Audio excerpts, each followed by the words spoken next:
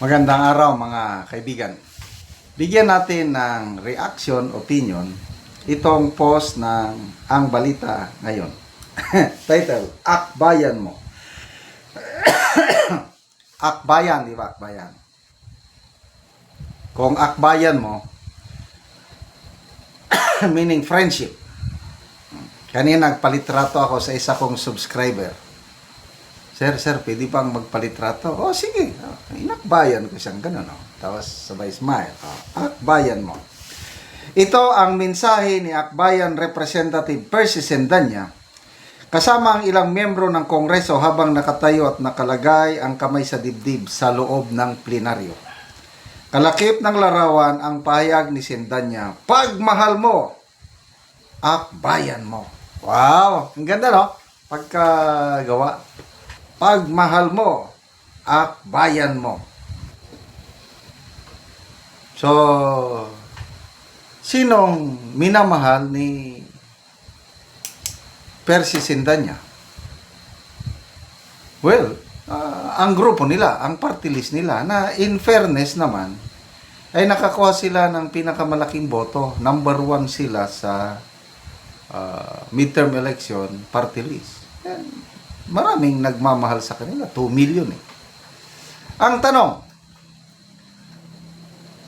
will that be enough para dalhin si Risa Hontiveros sa upuan sa Malacanang? Yan ang, kasi ang labanan ngayon is 2028. Ang akbayan, ang isa sa mga nagsampa ng impeachment complaint laban kay Vice Presidente, na sinasabi ni Risa Hontiveros, hindi daw niya iniisip ang eleksyon. Wow naman, Senator Risa, hindi mo iniisip ang eleksyon. Tell it to the Marines, hindi kami pinanganak kahapon lamang. Alam namin, nagdeklarar ka na nga ng intention to run for president. Tapos, sinampahan nyo ng impeachment si BP Sara, hindi eleksyon ang pinupunteriya mo. Pagka, wag nyo na kaming ituring na mangmang. Alam namin, eleksyon yan. No? So, ang ganda ng dating, pagmahal mo, akbayan mo. Tingnan natin ang reaksyon ng taong bayan. 4,800 ang nag-react.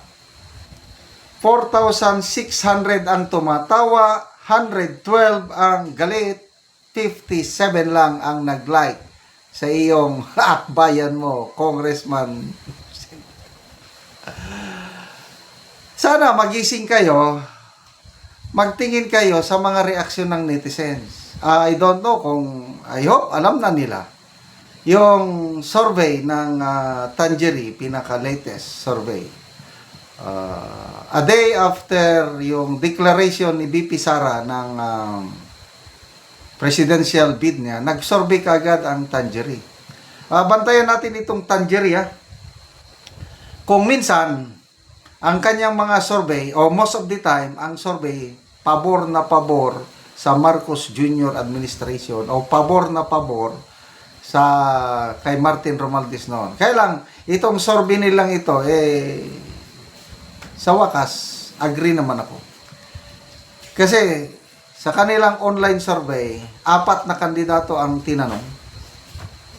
BP Sara, nakakuha ng 43%. Madam Leni Robredo, 27%. Rafi Tulfo, 15%. Si Risa Hontiveros, 3% lang. And I agree. Yan ang most likely sentimento ng taong bayan sa ngayon. Si Madam Leni, hindi pa naman sigurado na tatakbo. Kaya parang, I don't know, speculation lang ito, speculation. Nililigawan ng Malacanang para magkaisa ang Marcos at Robredo para labanan si BP Sara. Kasi alam ng administrasyon na malakas si BP Sara kasi according to Attorney Trex Angeles, nagsagawa daw sila ng internal survey nila. Excuse me. At sa result ng survey, napakalakas si BP Sara. nasa 60% plus ang kanyang rating.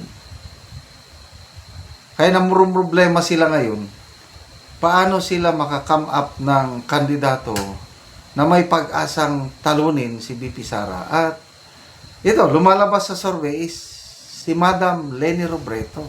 Talagang meron pa rin siyang political base.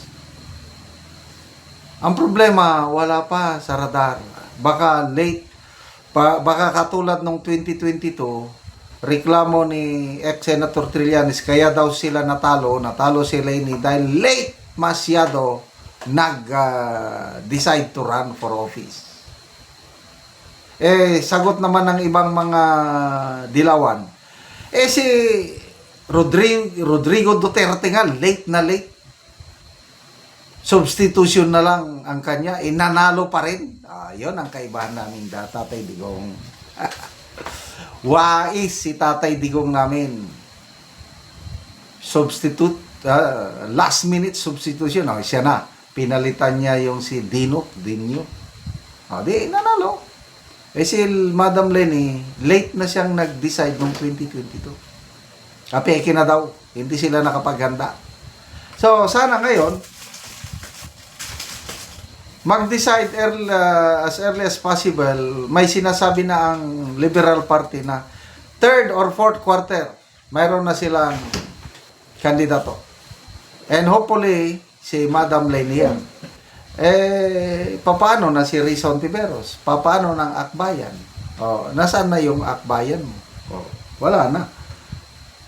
Kawawa. Okay, basa tayo sa mga comments. Pas kung yan ang aakbay. Sa sobrang akbay, nakangiwi na ngayon. Tabingi yung picture. Gaya-gaya hawak ng dibdib. Pag walang akbayan, walang CTG. CTG, Communist Terrorist Group. Isnabero man to, hindi niya kami mahal. Pag nagpaakbay ka, dadalhin ka sa bundok. Tralala, maaari kang maging corned beef. Speaking of dalhin sa bundok, kawawa yung si Pilam Chantal Aninoche. Mabuti na lang at natagpuan siya ng masundalo, inalagaan ng gusto, nung gumaling, yon, nakabalik na siya US. So good luck sa akbayan mo, pagmahal mo. Salamat mga kaibigan sa inyong pagsubaybay sa ating channel. Nakakatulong kayo ng malaki sa Tribong Talanding ng Bukidnon dahil ang sweldo natin sa channel na ito is pantulong po sa tribo. Namimigay tayo ng libreng yero at pako para makapagpatayo sila ng mas maayos na tirahan. Panoorin nyo ang video na ito. Karon mo na ni ang atop sa matabangan na mo og gero nga mga karaan na gid kayo ang ilang atop. So kuan na gid na mga buslot og tuluan na pod ni og muulan. So ila lang gani gibutangan na lang og habol para nga kung muulan dili kayo sila matuluan.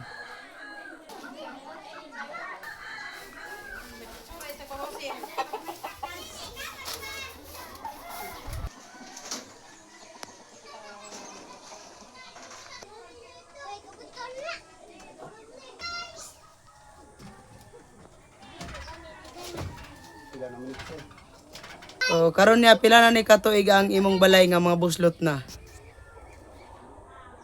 Pito naman katuig mo. Pito na katuig. So dugay-dugay na gyud.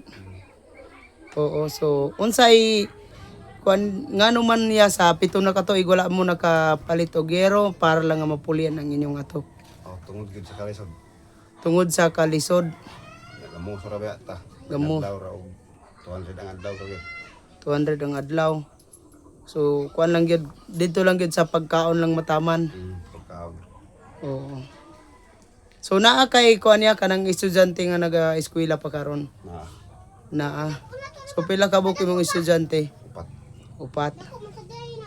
So kulangon pa gid ang tag 200 nga adlawan nimo. Wala gyud. Oo, so walay na budget para sa yero. Wala gyud. Oo. Nung nga gitawangan ko ninyo. Oo. Nakatupra gid ko sa akong sinya. Pila na katuig. Oo. Salamat po sa nagtabang sa kuha. Oo, lagi. Nga dili na kaya maulanan. Di na gyud. Asa man imong asawa karon niya? Naglakaw man. Naglakaw siya. So ikaw lang ang naakaroon sa balay. So salamat kayo.